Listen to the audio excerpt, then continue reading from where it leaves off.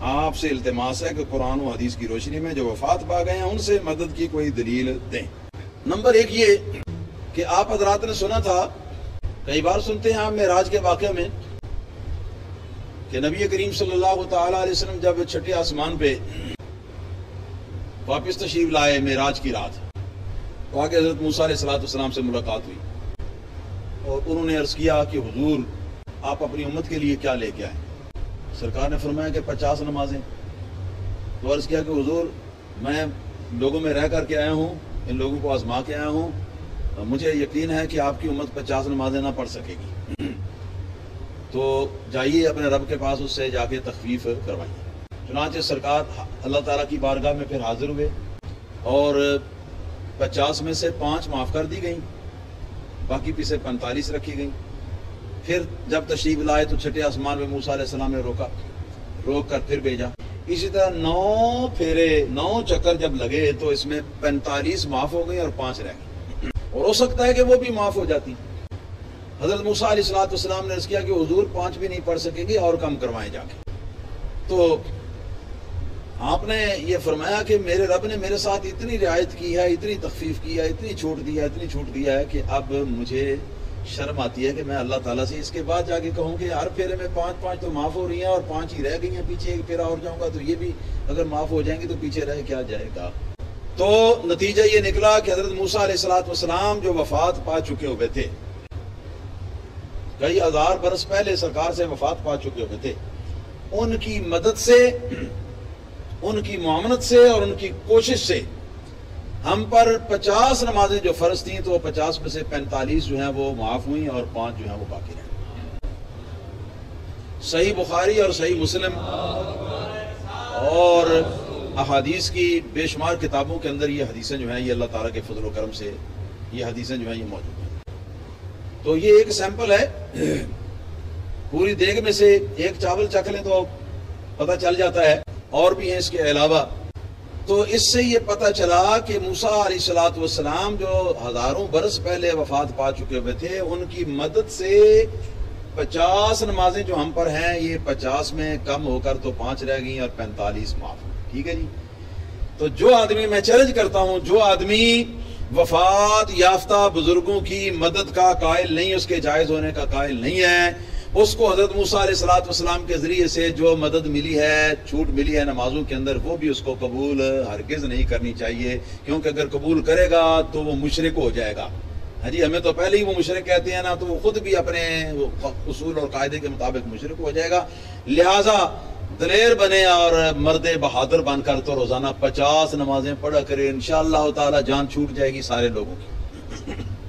اس لیے کہ نہ اس کو فرصت ملے گی نمازوں سے، اور نہ وہ جو ہے مذہب حق جو ہے اس کی غیبت کر سکے گا، اور نہ اللہ والوں کی غیبت کر سکے گا۔ عثمان بن حنیف رضی اللہ تعالیٰ عنہ فرماتے ہیں، جو حدیث کے راوی ہیں، کہ میں مسجد نبی شریف کے دروازے پر تھا، وہاں ایک پریشان حال بے چین کو میں نے دیکھا، اس کی جو اندر کی پریشانی بے چینی تھی وہ اس کے چہرے سے محسوس ہو رہی تھی۔ تو میں نے اس کو کہا کہ اے نوجوان، کیا وجہ ہے، تم اتنے پریشان کیوں دکھائی دیتے ہو؟ تو وہ کہنے لگا، بھئی میری پریشانی کا حل آپ کے پاس نہیں ہے، آپ کیوں پوچھتے ہیں مجھ سے؟ آپ نے فرمایا کہ ہو سکتا ہے کہ میں کوئی آپ کی مدد کر سکوں، تو بتاؤ تو صحیح۔ تو کہا کہ میرا یہ کام ہے اور اڑا ہوا ہے، اور بغیر امیر المومنین عثمان بن عفان رضی اللہ تعالیٰ عنہ کے اس کو کوئی حل نہیں کر سکتے، امیر المومنین اس کو حل کر سکتے۔ اس وقت حضرت عثمان ذو النورین رضی اللہ تعالیٰ عنہ خلیفہ وقت تھے، ان کے خلافت کے زمانے کی یہ بات ہے۔ تو حضرت عثمان بن حنیف فرماتے ہیں کہ میں نے اسے تسلی دی، دلاسا دے کے اس کو کہا کہ فکر نہ کر، تو ایسے کر کے وضو کر اور 2 رکعتیں پڑھ مسجد کے اندر، اور پڑھ کر تو یہ دعا جو میں تجھے سکھاتا ہوں نا، اسی طرح یہ جس طرح نابینا صحابی نے پڑھی تھی اسی طرح وہ سکھا دی کہ یہ دعا پڑھ، اور دعا پڑھنے کے بعد پھر تو وہاں چلا جا، کہاں؟ حضرت عثمان ذو النورین رضی اللہ تعالیٰ کے پاس، مجھے امید ہے کہ تیرا کام ہو جائے۔ وہ عربی وہ شخص جو ہے نوجوان، وہ یہ کام کر کے تو وہ مسجد شریف سے نکلا، حضرت عثمان بن عفان رضی اللہ تعالیٰ عنہ کے دربار خلافت میں پہنچا، تو دیکھا کہ آگے حضرت عثمان رضی اللہ تعالیٰ عنہ شدت سے اس کا انتظار فرما رہے ہیں۔ ہاں جی، تو دربان نے کہا کہ جلدی کر، اندر داخل ہو، امیر المومنین کب سے تیرا انتظار کر رہے ہیں۔ ہاں جی، وہ اندر داخل ہوا، امیر المومنین عثمان بن عفان رضی اللہ تعالیٰ عنہ نے اس کو اپنے ساتھ، اپنا جو غلیچہ بچھا ہوا تھا جس کے اوپر آپ بیٹھے ہوئے تھے اسپیشل، اس کے اوپر اپنے ساتھ بٹھایا، بڑے کمال ملاطفت اور شفقت اور مہربانی کے ساتھ آپ نے پوچھا کہ بتاؤ تمہاری کیا حاجت ہے؟ اس نے کہا کہ میری یہ حاجت ہے، تو حضرت عثمان بن عفان رضی اللہ تعالیٰ عنہ نے اس کی حاجت پوری کی، اور اس کی حاجت پوری کرنے کے بعد معذرت خواہانہ انداز کے اندر اس کو آپ نے یہ بھی فرمایا کہ بھئی ناراض نہ ہونا، یہ تمہاری حاجت پوری ہو گئی، آئندہ بھی جب کبھی تمہیں حاجت ہو تو میرے پاس آ جایا کرنا، میرے پاس آ جایا کرنا۔ جی تو وہ شخص واپس لوٹا، سوچا اس نے کہ حضرت عثمان بن حنیف نے کچھ کام کیا ہے، کچھ میری سفارش کر دی ہے، جتنی دیر میں مجھے نماز اور نوافل میں اور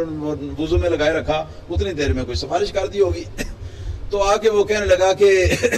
حضرت صاحب آپ کا بہت بہت شکریہ اور آپ کی بڑی مہربانی، آپ نے تو میری مشکل حل کر دی۔ ہاں جی، تو آپ نے فرمایا بھائی میری کوئی مہربانی نہیں، نہ کوئی میں نے اس میں کوئی کام کیا ہے۔ ہاں جی، اس کا خیال تھا کہ کوئی سفارش کر دی ہو، تو آپ نے فرمایا کہ میں نے تو کوئی سفارش تیری نہیں کی امیر المومنین کے پاس، بس یہی تم نے جو عمل کیا اس عمل کے نتیجے میں یہ سارا کام کیا۔ اب اس عمل کے اندر جو ماحصل ہے بات کا وہ یہ ہے کہ رسول اللہ صلی اللہ علیہ وسلم وفات پا چکے ہیں، آپ کی وفات کے بعد ایک شخص رسول اللہ صلی اللہ تعالی علیہ وسلم کو توسل اور مدد کے لیے پکار رہا ہے سرکار کے بتائے ہوئے الفاظ کے ذریعے، ٹھیک ہے جی، اور اس کو مدد مل رہی ہے، اس کی حاجت جو ہے وہ پوری ہو رہی ہے۔ اور حضرت عثمان بن حنیف رضی اللہ تعالیٰ عنہ کے الفاظ ہیں ایک روایت کے اندر کہ آپ نے ایک نوجوان کو یہ طریقہ کار، یہ دعا کا اور یہ نوافل کا بتایا،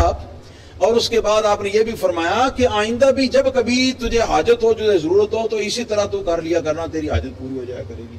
ہاں جی، تو یہ حدیث صحیح کی روشنی میں یہ اللہ تعالیٰ کے فضل و کرم سے یہ وفات کے بعد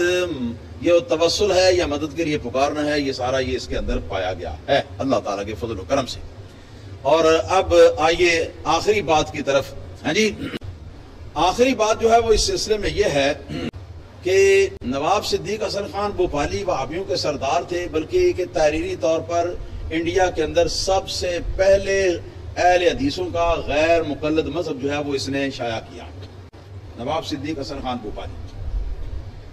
تو نواب صدیق حسن خان بھوپالی کا زمانہ تھا، اور علماء اہل سنت بھی تھے جو اس کے ساتھ وہ مناظرانہ انداز اختیار کیے ہوئے تھے، یہ کوئی کسی مسئلے کا یہ بیان کرتا اور ان کی طرف سے اس کا رد ہو جاتا۔ خاص طور پر یہ ہسٹری کے اندر آتا ہے کہ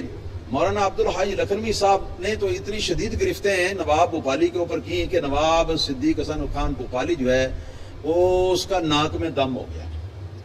اس وقت وہ پریشان ہوا، تو پریشان ہو کر اس نے یہ شعر کہے، ایک پورا قصیدہ ہے جس میں اس نے اپنے مردہ بزرگوں سے مدد مانگی ہے، پوری ایک نظم ہے، قصیدہ پورا ایک، اس میں سے ایک شعر ہے جس کو نواب صدیق حسن خان بھوپالی کے حوالے سے وہابیوں کے نواب وحید عثمان حیدرآبادی نے ہدیۃ المہدی کی جلد اول کے اندر بھی نقل کیا ہے۔ کتاب میری لائبریری کے اندر موجود ہے، میں دکھا سکتا ہوں۔ اس میں یہ الفاظ ہیں جی، قبلہ دین مدد کعبہ ایمان مدد، قبلہ دین مدد کعبہ ایمان مدد، اے قبلہ دین میری مدد کرو، اے کعبہ ایمان میری مدد کرو۔ ہاں جی، ابن قیم مدد، قاضی شوکاں مدد، اے ابن قیم میری مدد کرو، اے قاضی شوکان میری مدد کرو۔ قاضی شوکان کو بھی مرے ہوئے کافی عرصہ پہلے گزر چکا تھا، اور ابن قیم کو تو مرے ہوئے اس وقت کئی صدیاں بیت چکی تھی۔ تو کئی صدیاں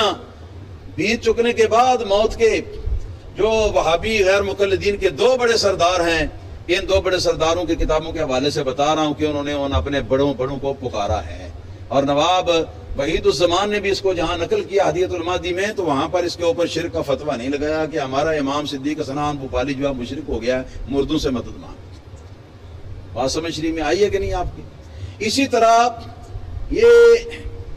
ایک قصیدہ ہے نبی کریم صلی اللہ علیہ وسلم کی مدح میں، جس کو نواب صدیق حسن خان بھوپالی نے یہ لکھا ہے اور اس کو نقل کیا ہے علامہ نواب وحید الزمان حیدرآبادی نے اپنی کتاب ہدیۃ المہدی کی جلد اول کے حاشیے پر۔ ہاں جی، تو اس کا ایک مصرع جو ہے وہ نبی کریم صلی اللہ تعالی علیہ وآلہ وسلم کو پکارتا ہے قد جئت علی بابک ضارعا متضرعا یا رسول اللہ یا حبیب اللہ صلی اللہ تعالی علیہ وسلم، میں روتے ہوئے اور عاجزی کرتے ہوئے میں آپ کے دروازے کی طرف متوجہ ہوں، فرحمن یا رحمت للعالمین بکائی، تو اے رحمت للعالمین میرے رونے پر ترس کھائیے۔ خود یہ رونے کے لیے رسول اللہ صلی اللہ علیہ وسلم کے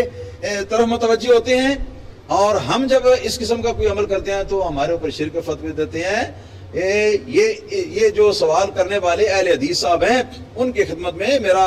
یہ بڑا خیر خواہانہ یہ مشورہ ہے کہ وہ اپنے علماء کے پاس چلے جائیں، یہ حوالے ہم دکھا سکتے ہیں، موجود ہیں ہمارے پاس،